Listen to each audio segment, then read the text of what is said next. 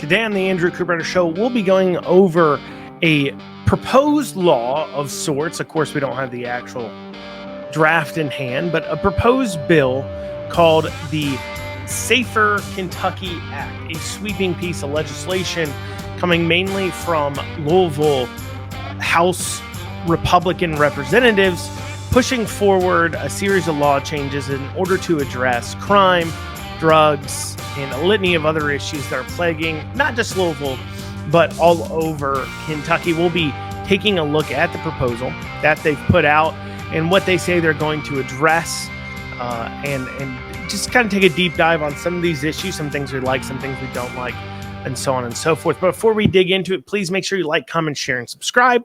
As always, if you're listening to this on the podcast platform, please make sure you leave a 5-star review. And if you're listening to this on YouTube, Twitter, Facebook, Rumble, and you want to go ahead and be able to take it more easily on the go, and you can't listen to this while you are just driving in your car or working out or something like that, you can listen to it also on the podcasting platform. And a few quick announcements. Tonight, I will be up in Northern Kentucky for a fundraiser for Marion Proctor as well as Steve Rawlings. So come on out tonight, Monday, October 2nd, to Zozo's Tavern. That's in Burlington, Kentucky, there, Northern Kentucky, at 5:30. We'll have Representative Proctor and Representative Rawlings. I'll be speaking there in order to do a fundraiser for their reelection campaigns coming up. Also, I'll be joined by Lee Watts. So one more thing, too, I want to go over the Big Tent event. This is a Gallatin County Republican event. It's happening this October 7th at 2 o'clock. They'll be having some food trucks out there, or at least some food, some barbecue, things like that. We'll have some live music, and they will also have speakers, including Rhonda Brown of the CareNet Pregnancy Centers, Jay Williams, the state senator, and of course, Congressman Thomas Massie. And so live music, food, good speakers, great things up there in Gallatin County. It's located on Odom's Farm. That's 50 U.S. Highway 42, West Warsaw, Kentucky. I went last year. It was a great time. I encourage everybody to turn out and go. And one more thing, if you are, I've been getting, as I said, a lot of event requests. People ask me to go speak at places or come to places. Just feel free to email those. Email's the best way to communicate with me. You can email me at info@theandrewshow.com. That's info@theandrewshow.com. And without further ado, let's dig into it. So the Safer Kentucky Act. I've thrown up there for those of you watching this in the visual format. I've shown up the graphic that has been put out. So let me explain something here. So apparently our legislature didn't like people like me and people like you paying attention to what was being proposed by the legislature and then putting together either support to try to get other people to sign on or being able to coordinate a resistance against it. And so therefore the legislature has gotten rid of a process of pre-filing bills. It used to be about this time, there would be 10, 20, 30 bills filed in the House and Senate combined of bills that people put together to propose for this upcoming year, whether that is so they could use them as campaign pieces or so they could begin to gather support. Because part of the problem is, and we'll go through this with this Safer Kentucky Act, is some of these things you don't know if you support or don't support because you don't know how the bill is going to be wrote. You don't know how it's going to address that issue. And because we don't know how it addresses the issue, how does it accomplish this, it makes it harder to understand whether you should be for or against the bill.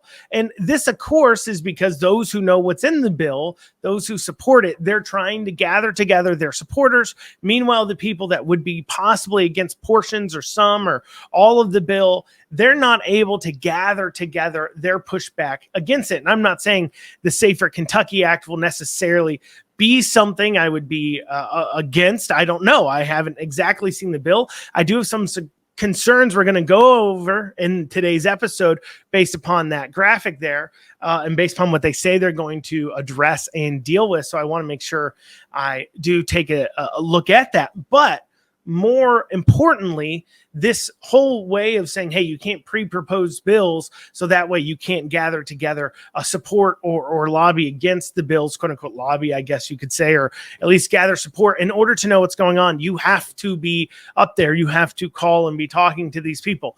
It's harder, it makes it harder for common citizens to be able to organize and come together, because either you know or you don't know. And if you want to secretly get together a bill and secretly gather support without having to worry about fighting a whole lot of people, this is the way to do it. And at the same time, as I said, for those that are grassroots legislators, as I call them, people that rely on support of the people, to call their legislators and ask them to support the bills, because they don't do that I'll scratch your back, you scratch mine kind of BS political garbage that goes on up in Frankfurt so often, that leads to them spending more and more of our money while making our lives more and more miserable. And because they don't engage with that, they don't cut backroom deals. They just say, look, this is a good bill, you should support it, and I'm going to tell your constituents about it, and they're going to tell you to support it.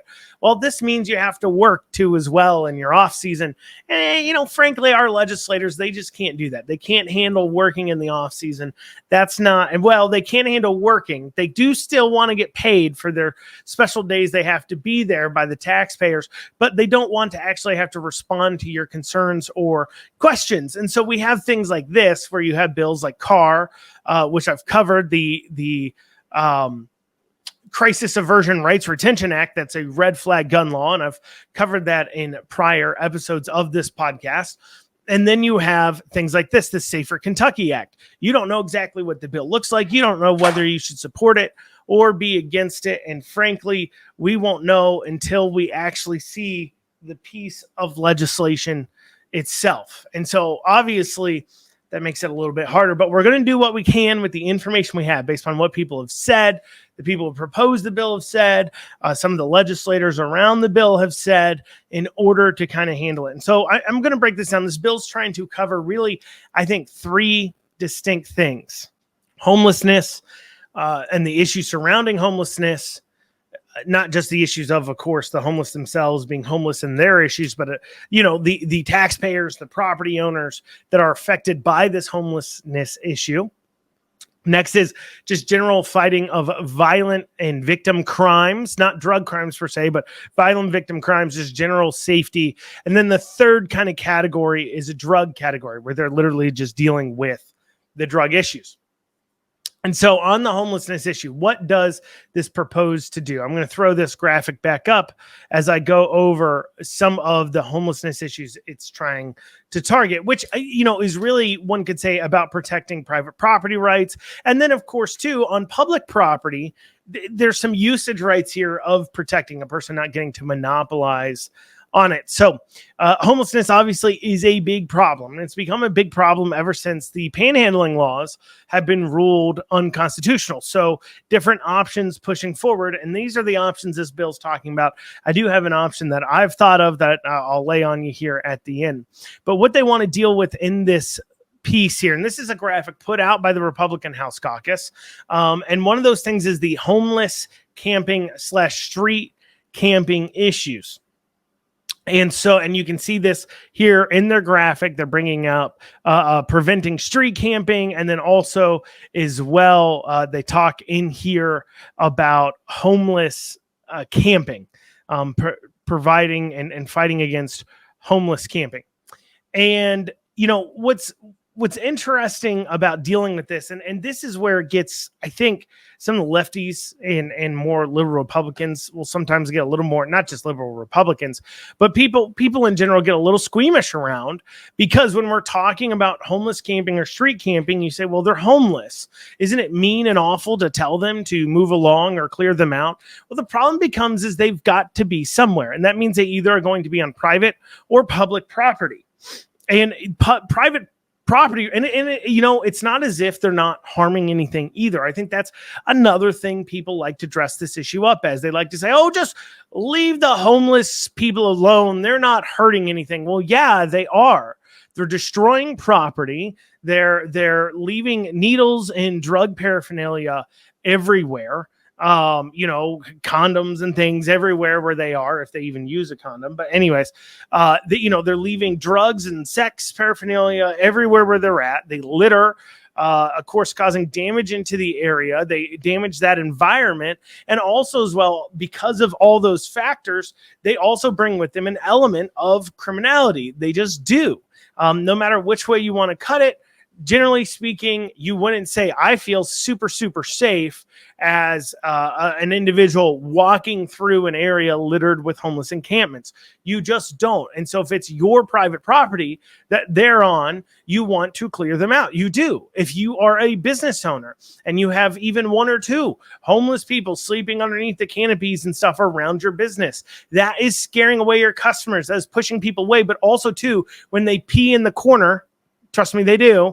And when they pee in the corner or crap by the dumpster, you're the one who has to deal with that. You're the one who has to address those issues as the private property owner. That is not very enjoyable to deal with as a private property owner, especially if you're a business and you're trying to make something and trying to make a dollar here, and you have this issue that you're trying to deal with.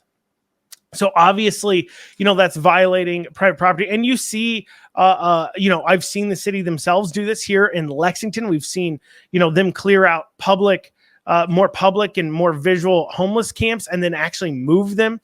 And they end up settling in a place that's on private property, most notably back behind the Lexington Legends Stadium. I think this was a year or two ago. I don't know if that homeless camp is still there, but the police cleared out all these homeless camps in Lexington. Well, they just ended up settling on Lexington Legends private property, their back lot. And it was quite a problem for the stadium owners to the point where they didn't want to deal with it anymore. That might go into why they sold the stadium. But anyways, regardless, it becomes certainly quite an issue for those private property owners. But then you go into the public property like street camping and these other places, and people say, look, okay, fine, they can't be on private property, but that's a public park. Just let them be there. Let them do whatever. Well, first, they don't pay taxes. They don't. You do. I do. Normal contributing citizens are paying those taxes.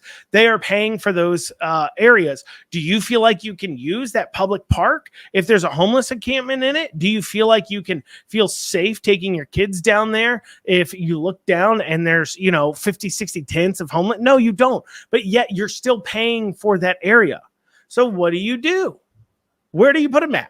And that becomes quite the question. Now, it is one thing if there are no options for them, and that's something to address. But I know, like, for example, in Lexington, I'm not saying there's enough homeless facilities for all the homeless people, but I do know that a lot of the homeless facilities here in Lexington and facilities that they could go to clean up and, of course, become a part of productive member of society, provide for themselves and not have to leech off private property or public property.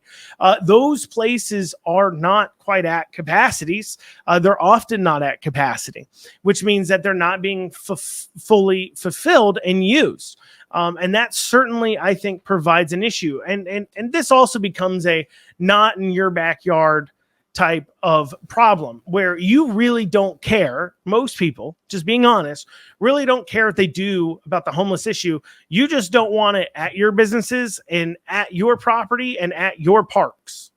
That becomes a not in your backyard issue. And as much as the Democrats, or not just Democrats, but like I said, well-meaning people, and they try to kind of demigod this issue and the homeless issue, it just becomes a big problem. And so actually a lot of these things they're using to attempt to deal with the homeless issue, like the homeless camping, street camping, shopkeepers privilege, enhancing that. I can tell you my own story about protecting private property. I remember one time I was doing an event at Brood, and it was like 5 or 6 or 7 o'clock on a Sunday or something. We'd normally be closed.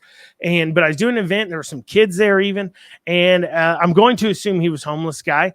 Comes up and just starts peeing on bushes right in front of a big window at Brood. And he just whips his thing out, starts peeing. And, what's funny is that bush was dying too. It was the only bush dying in our landscaping. And I was wondering why. And now I know why. And so he's peeing all over this bush. And so, we got kids there. So I come out, I'm like, hey, you gotta go. He's actually sitting there for a little bit while we had like a bench outside that wasn't public. It was our bench. And he was sitting on that bench for a little while, and I wasn't going to really bother him. He was clearly, a user of drugs and homeless, and I wasn't really going to bother him. But then he gets out and he does that, and so I open up the door and it's like, you got to go. You can't be here. You need to move along. And the reason why I, as a shop owner, shopkeeper, have to address them deals a lot too. And this is something I guess that can be addressed or fixed, deals a lot with trespassing people. You see, the current Lexington Police Department rule, their current policy, there we go. The current Lexington Police Department policy is that it's not enough that I go up to somebody, even if I record it, and say, hey, you can't be on this property.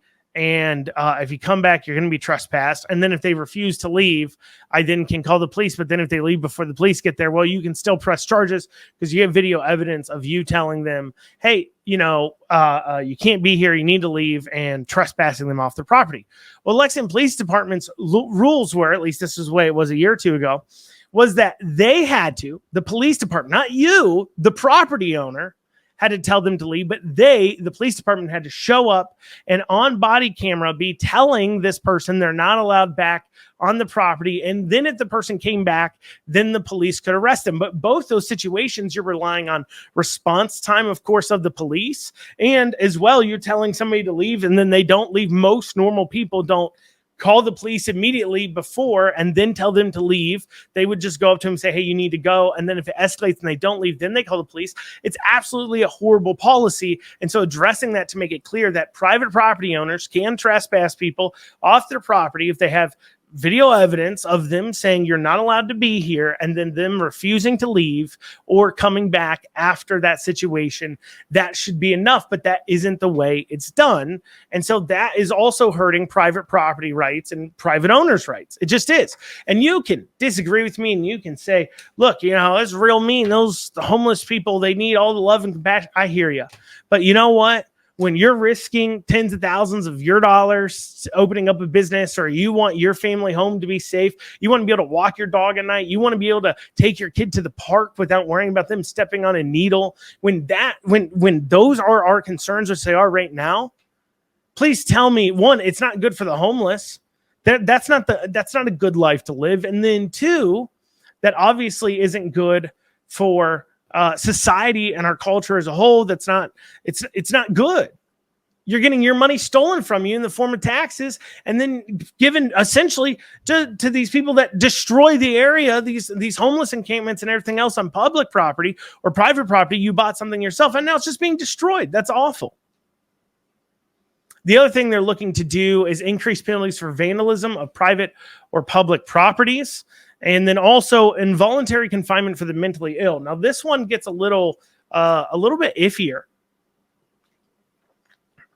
So obviously part of the homeless issue, you have a few categories of homeless. You obviously have the drug users, but then you also have those who are mentally ill.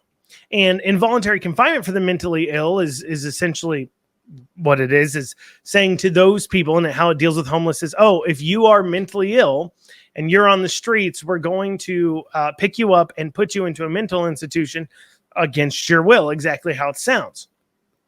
And there's a part of you that says, yeah, this is compassion. As I was saying before, is it compassionate to leave a person who's mentally ill on the street to fend for themselves? Or is compassion to go ahead and make sure they get the help they need? That is the ultimate debate we have to have on that piece of legislation there. And I think that it's going to come down to that argument. How do you word that? How do you word the involuntary? Because what you don't want is a bunch of people's rights to be violated. They claim, hey, he's mentally ill, and maybe he's not. You could see those situations. It makes people uncomfortable. I think everybody has a general fear of being committed to a mental institution when they aren't mentally ill, because we've seen, of course, movies and heard stories and things like that about that. And so I think that is a natural fear of people. So it really depends on how that is shaped and how wrote. So a lot of this, like I said early, is going to depend on the bill itself, how it's wrote, how it's put together. But so far on the homeless issues, I agree with a lot of what they're doing, because this is getting out of control. You have these panhandlers, you have these private property, public property being desecrated, vandalized, ruined. People's blood, sweat, and tears are being destroyed. Their tax dollars being destroyed, and it's just too much. On top of that, I mentioned about how a possible solution I would have to panhandling. And I don't know if I've talked about this before on the podcast, but I'd love to see some of these homeless nonprofits that put together help for the homeless and everything else to stand right next to these homeless people. Make sure you might want to make sure your police nearby in case it gets violent, but stand right next to these homeless people with signs that pretty much say, don't give them money, give me money, and we'll make sure it goes to the facilities to take care of them and kind of deal with those problems in that way. Basically, you have somebody to compete with them on the street corners to push them away because they are there collecting up money that will ultimately go to helping them if that person so chooses to do so. So it gives you the chance for compassion while at the same time not, quote unquote, feeding the cats, if you follow what I'm saying.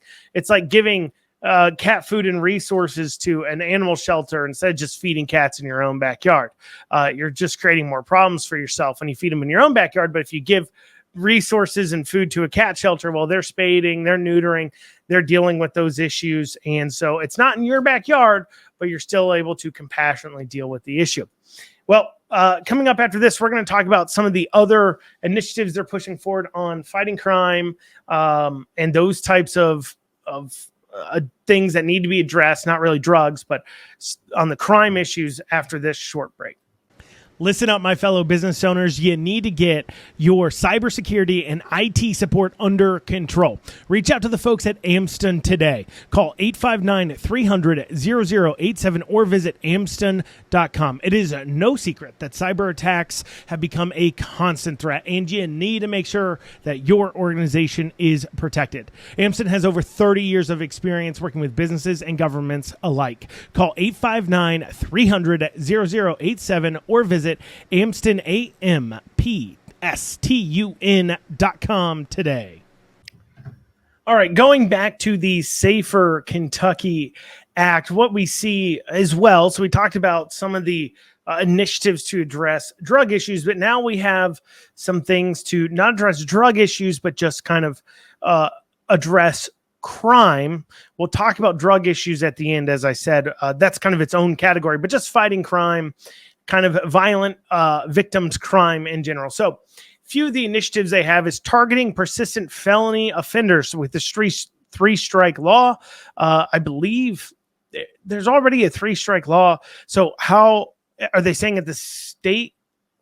I'd be curious to kind of see. I know what they're trying to address is the fact that you have people with rap sheets a mile long that keep reoffending, and it appears clear like they're not going to change their ways. So how do you address that?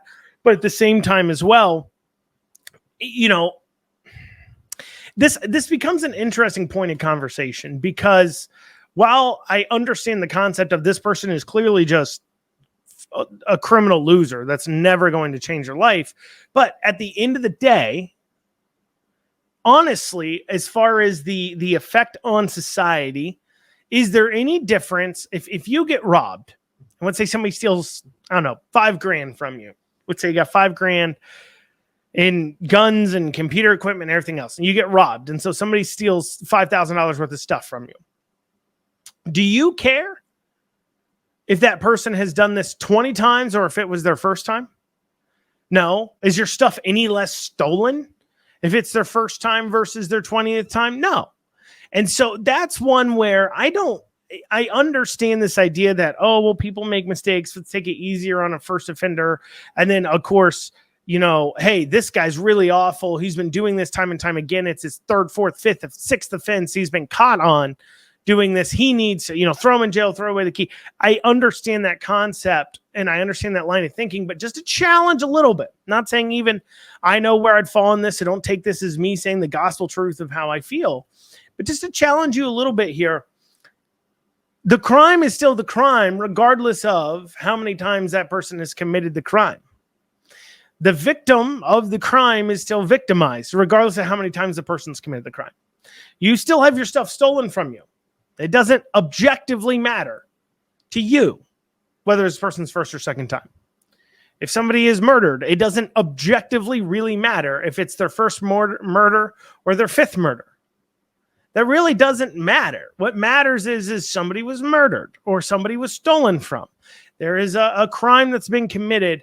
And I do just want to challenge the thinking of saying, I understand maybe it's about targeting lesser crimes that come with lesser sentences, and that's a conversation, but I don't really think it should matter how many times the person's committed crimes or not. I think if you steal the same thing with the same stuff, you should receive the same punishment, regardless of how many times you've done it or not done it, and regardless of anything else. And I when it comes to these deal making and everything else, and they've got this span of when you can be sentenced to based on how the judge feels and so on and so forth. It is just a little confusing. And I know my lawyer friends will be yelling at me and saying, oh, there's a good reason for it, and blah, blah, blah, blah, but I don't really care. But it is confusing that you commit the same crime and yet you can get a different punishment as somebody else. Doesn't really make a lot of sense. But anyways, and so the increasing that 3 strikes law, putting a Kentucky State Police post in Louisville. Of course, this is kind of a way for the Republicans. Louisville is clearly a Democrat city, but the Republican representation, there's a large amount of Republican representation of Louisville due to how the districts have been cut up. There's still a lot of Democrats too, as well, of course. But this is a way that Republicans in Louisville, which understand the county of Jefferson County, despite it being a Democrat majority county or city, Louisville, which is where Jefferson County is, of course, despite it being a Democrat majority city or county, it still is the largest source of Republicans in the state. And so obviously you want to get their quote unquote wills done so you can bring in money into the party and bring in money to candidates all across the state. And that's part of the KSP interceding, I guess, is to say, look, we don't like the way Louisville's running things, and so we'll put the state police in there. I don't know if I like that or not. Obviously, there's good parts and bad parts to it. We know that the way that Louisville's policies on policing, not Louisville police, but the policy on policing is certainly leading to some issues as far as crime goes for the people of Louisville, and that could be a fix for it, but, who knows? They do have these 2 other things here. They talk about increasing penalties for attempted murder and bail fund reform. What this really is dealing with is the attempted political assassination of current Louisville Mayor Greenberg while he was still a candidate. Quintez Brown attempted to assassinate him, came into his office, fired off several rounds, missed him. Did, I guess, graze his sweater or something with one of those rounds, but fired off several rounds and missed him. And Quintez Brown was arrested. And then he was put up on bail for $100,000, and he was out within a day or 2 after that bail because a bail fund group with BLM ties bailed him out. And so they have 2 things here. They said, 1, attempted murder, increasing the charges for that. That could have more to do with than just this attempted assassination attempt, but that could do with, obviously there's a lot of attempted murders happening in Louisville. But the second is to refund, kind of reform these bail funds. And so there's these nonprofits that people donate to that all they do is bail people out of jail. Now, in other states, not in Kentucky, they have something called a bail bondsman. I'm sure you've heard of bounty hunters, right? Dog the bounty hunter. Well, those are people out to get people that bounce. But the point is that when you have people donating to a bail fund, there is no exact monetary incentive for that person to show up to court. The whole entire point of bail is to say, like, hey, we know justice will take time. So we've decided this is the thought process. I'm not saying whether it's right or wrong. You could agree or disagree. I'm just telling you what the thought process is. So you're waiting to go in to talk about a crime. And so in order to make sure you show up to your hearing after they release you from jail, they want to put a few rules. They can make a few rules of your release, like an anklet and, no drinking, no alcohol, no drugs. You got to stay at home, whatever, house arrest. But they also say you need to give us X amount of dollars. And the amount of dollars they want you to give them depends upon the crime, but also the person who committed the crime. Obviously, if somebody who's worth billions commits a crime, well, telling them, the thought process is as if, oh, we're throwing them up on murder, $100,000 bond for attempted murder, if they know they're guilty and they're going to go to jail for 10, 15, 20 years. And so they decide they're going to take off and run. Well, $100,000 is enough to keep them here and keep them from running. But if they're worth a fair amount of money, that may be $100 million. Well, not $100 million. I don't know if a bail's ever been that high, but that may perhaps, but it could be 10 million or 15 million or 20 million. It could be significantly higher in order to keep you there. So the entire point of a bail is to create a financial, quote unquote, incentive to make sure you show up. And in other states that allow bail bondsmen, the bail bondsman is fronting the money for you. But then if you run, they now have a financial incentive to track you down, hence the whole bounty hunter thing. Because when you show up to your court hearing, regardless if you're guilty or not guilty or what have you, your bail gets returned to whoever paid it. And so the bail bondsman, so if you say you get put out on a $10,000 bail, so you go to a bail's bondsman, in a lot of these other states, that's how it works, not in Kentucky. You give them $1,000, and then they put forward the 10,000, or maybe you give them $1,000, and then also you put up a collateral of your car for the other amount of money, and then you go ahead and you show up to court. Well, the bail bondsman gets back his $10,000. He gets to keep the $1,000 you gave him, and that's his fee. So you permanently lose money, but they get their money back. But then if you jump, they want to get you back because they want their $10,000 back.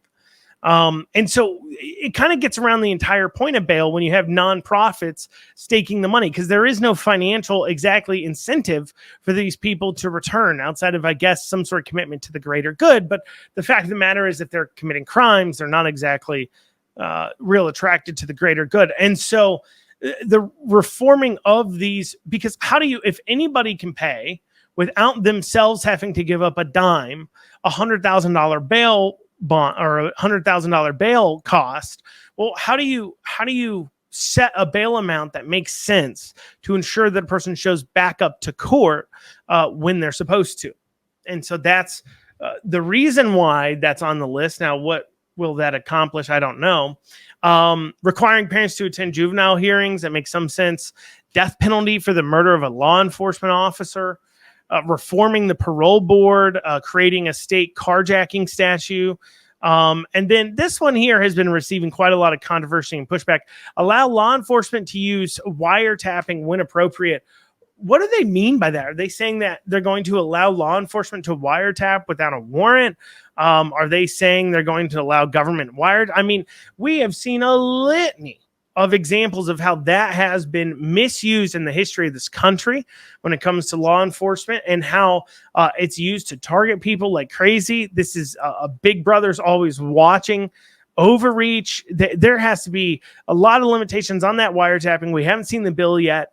And so obviously making the claim that, hey, this is a great bill without seeing that is going to be quite the question. The wiretapping thing, very uncomfortable, very uncomfortable. Well, coming up after this, finally, we'll go over the Safer Kentucky Act, what it does to address drug issues here in Kentucky. We'll have more after this short break.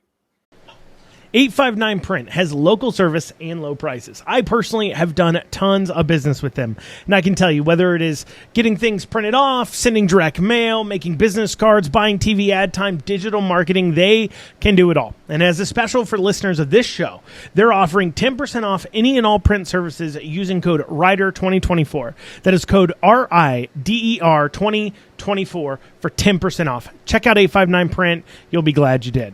Lexington Overstock Warehouse is Central Kentucky's best source for stylish new home furnishings. Don't pay retail. With our low overhead operating structure and big name brands, we offer the absolute best values on new furniture for every room. Shop online anytime at LexingtonOverstockWarehouse.com or visit our weekends only showroom located at 156 West Tiverton Way. Right now, for listeners of this show, we're offering a special discount for our online customers. Use coupon code FREEDOM for an additional 10% off your online order today. Lexington Overstock Warehouse, low overhead equals really low prices. All right, finally, the Safer Kentucky Act takes a stab at addressing some of the drug issues going on, of course, in Kentucky and all across the nation. And a few of the less, I guess, controversial things they talk about during it is contraband in detention facilities. Obviously, too, this relates to a lot of the homeless issues and reentry for leaving incarceration. The reason why this deals with some of the less, I guess, controversial things dealing with drug issues, contraband in the federal detention facilities. If it's hard to get drugs in a detention facility, well, then you're more likely, of course, to come out clean. And that's part of it. See, the problem is that you get arrested for crimes and doing drugs or what have you, and then you go into a facility that just has more drugs, and your chance of recovery is low and next to nothing. Now, a lot of people would use this Safer Kentucky Act as an opportunity maybe to talk about violent crimes, nonviolent crimes when it comes to drugs and everything else. And I don't think we really need to have a conversation in this about whether or not drugs should be illegal or legal. I think that is a pretty large conversation, but there is one particular thing that I do want to discuss, and it's something I know that has really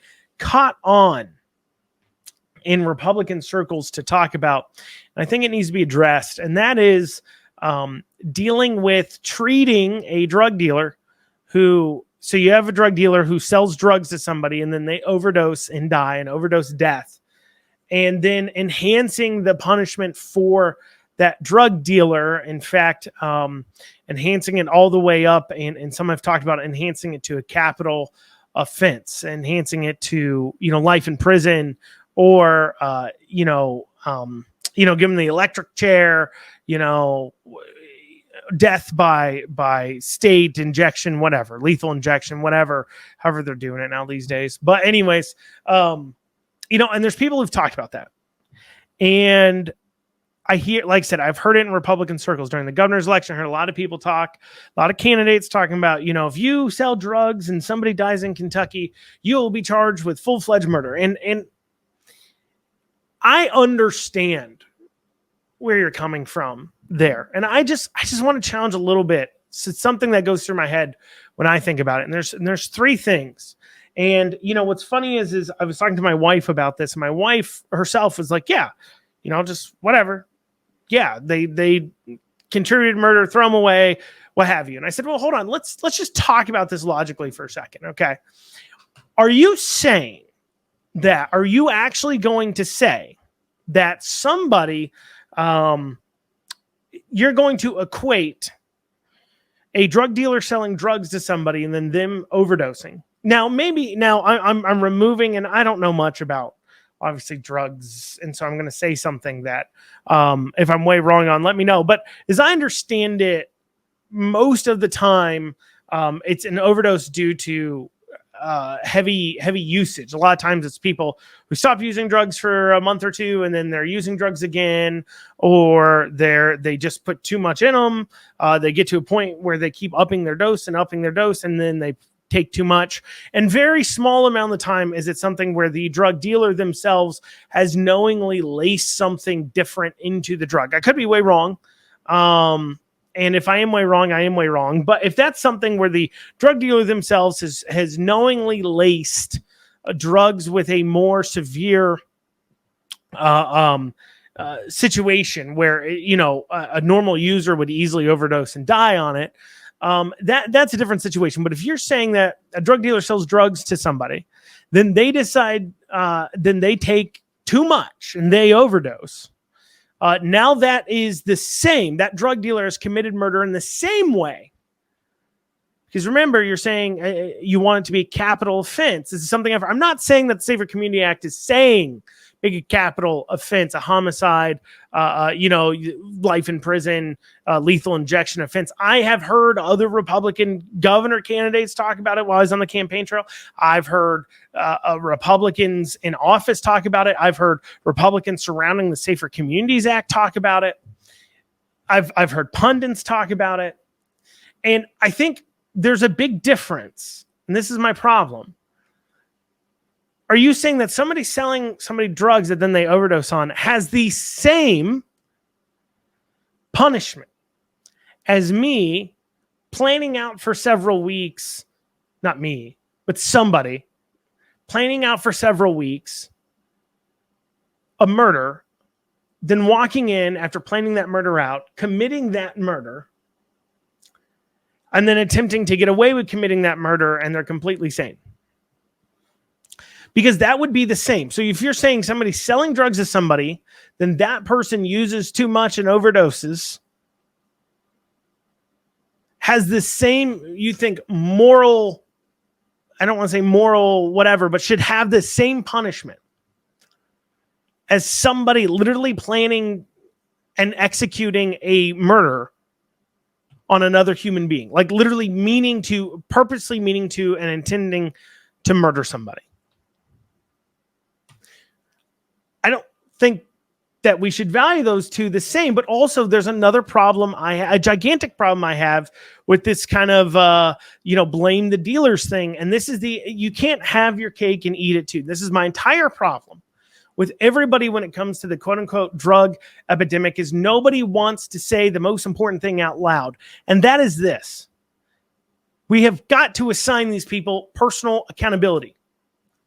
And I know people want to say, look, drugs, it's an addiction, it's a disease, it's this, it's that. And I hear you, and I understand it's very difficult, and everybody's got their own demons to deal with, and I understand all of that, okay? I'm not trying to trivialize it, but what I'm saying is this,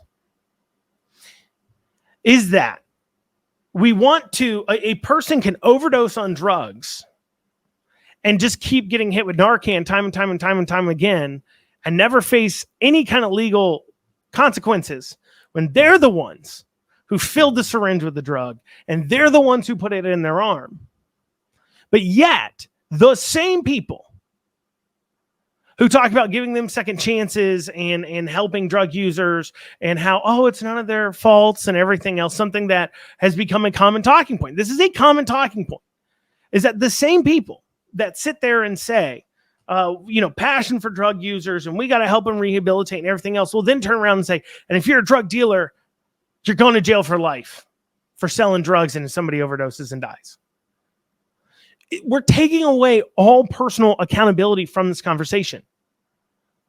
That drug user, there has got to be assigning them a personal accountability if they will ever recover. And this is the thing, if they're ever going to recover from drugs, if they're ever going to overcome their addiction, they have to take personal accountability for their actions. They can't pretend that they're powerless. And you have to stop feeding into that belief that they're powerless and can't make a decision for themselves. And when you want to hold a drug dealer to higher accountability than the person who overdoses, what you're saying is, and you're feeding into this belief that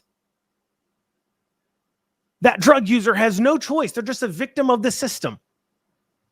And at no point along the way have they had any kind of accountability.